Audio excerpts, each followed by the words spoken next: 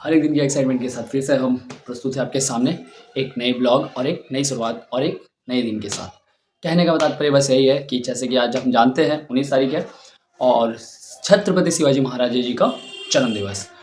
ये जन्म दिवस सिर्फ इसलिए नहीं मनाते कि उन्होंने हमारे देश के लिए जो सेक्रीफाइस किया, उन्होंने स्वराज्य के लिए जो किया है वो साधारण नहीं है। और हमें गर्व है कि हम उस मातृभूमि में जन्म लिए हैं जहाँ ऐसे वीर पुरुष जन्म लिए हैं, वहाँ हमारा जन्म हुआ। तो हमें गर्व होना चाहिए खुद पर भी और अपने देश पर भी। और हमारी मातृभूमि जो हमारी देश हमारी जननी है, उन्होंने ऐसे ऐसे महान पुरुषों को जन्म दिया है। छत्रपति शिवाजी महाराजा ने जो स्वराज्य के लिए किया है, उन्होंने जो हिंदुत्व के लिए किया है, उन्होंने जो मानव जन कल्याण के लिए किया है, सराहनीय है। कहने का तात्पर्य बस यही है कि आज कुछ लोगों तक ही रह गए हैं सब कुछ।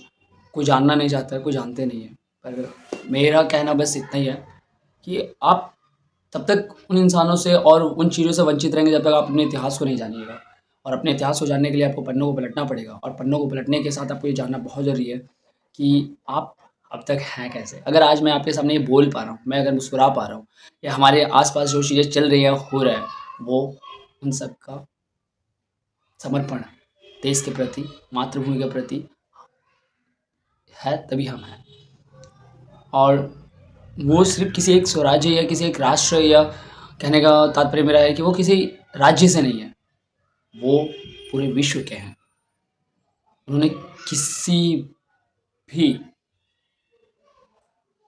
चीज़ से पहले अपने देश को सर्वप्रथम रखा, अपने देश के लोगों को सर्वप्रथम रखा। उनके कल्याण के बारे में उन्होंने सोचा, ना कि अपने स्वार्थ और चीज़ें।